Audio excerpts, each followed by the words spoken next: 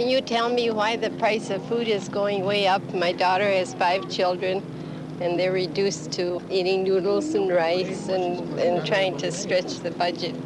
And I thought through phase 1 and 2, the prices would be frozen, but they are not. They are still going up. I don't like the present wage price formula. It's not working. It's loaded against the side of working people, and it's not protecting consumers. The Secretary of Agriculture said we should eat fish, but fish is $1.79 a pound. That doesn't help very much. The wage and price control program under Nixon is a very lopsided operation in which they've been fairly effective in holding down the income of working people and freezing the wages, but the price control part of it's been a disastrous failure, and you're reminded of that every time you go to a supermarket. Most of us feel that our property taxes are awfully high, and we'd really like to know what you have in mind to provide some relief. The ordinary family can hardly own their own home anymore, or their own business, or their own farm. I talked to a woman at Kenosha, Wisconsin during the primary election last spring.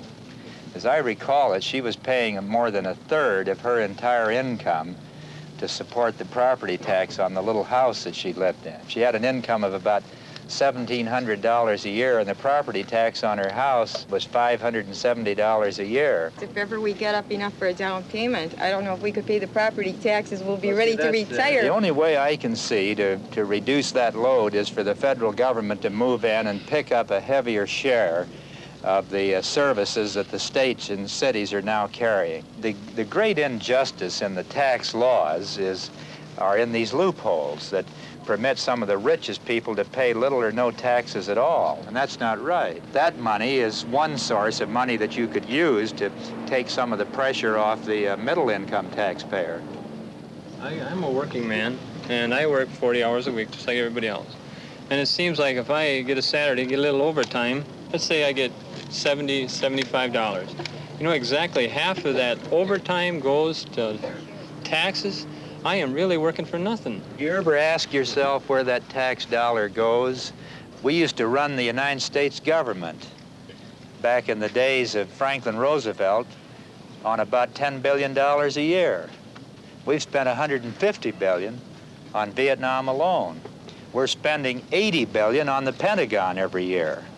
The president wants another $4 billion added on this year, beyond what we were spending last year on military operations. I think you ought to ask yourself where that tax dollar's going. My nephew was killed over in Vietnam about 2 years ago. Yeah. Now I understand we're going to go to Russia now and help develop their country. And the Chinese are worried about you getting in. They don't want you to get in. They want Nixon to stay in power here yet. Why? If we're fighting communism, why should he stay in business? Now, personally, I think it was a good thing the president went to Peking. Right. I think it's a good thing we're trying to improve our relations with Russia. But why do we say that 15 million people in North Vietnam are a greater threat to the United States because they're communists than 800 million people in China or 300 million in Russia? This is the thing that doesn't make sense. I voted for Nixon in '68. I never voted for a Republican before until he come along and says he's going to stop this war, which he didn't. Now, all of a sudden, he's stopping it. Well, do you know who you're going to vote for this year? George McGovern! McGovern, Democrat, for the people. The people are paying for this campaign with their hard-earned dollars. Send what you can to McGovern for President, Washington, D.C.